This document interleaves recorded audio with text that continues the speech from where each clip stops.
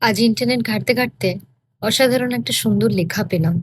ভাবলাম আপনাদের সবার সাথে এই লেখাটা পড়ে শোনাই। তাহলে পড়ছি।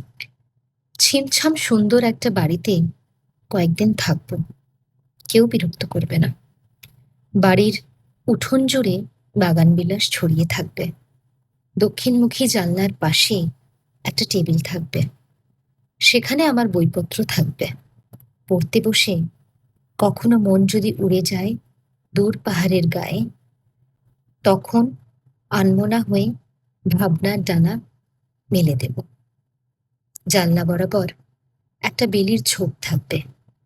বৃষ্টির ছাট এসে বই ভিজিয়ে দিলে জানলাটা বন্ধ করে দেব। আর অনেকগুলো সাদা কবুতর পালব। বাড়িটার পিছনের দিকটায় খানিক দূরে একটা নদী থাকলে ভালো হবে। কখনো কখনো নদীর পাড়ে বকুলতলায় বসে দুনিয়াবি সমস্ত ঝঞ্ঝাট থেকে মনে আরাম দেওয়া যাবে। কোনো ফোন কল, কোনো মেসেজ বা নোটিফিকেশন কিছুই সেখানে থাকবে না। পৃথিবীর কোনো কোলাহল আমার কাছে গিয়ে পৌঁছাবে না।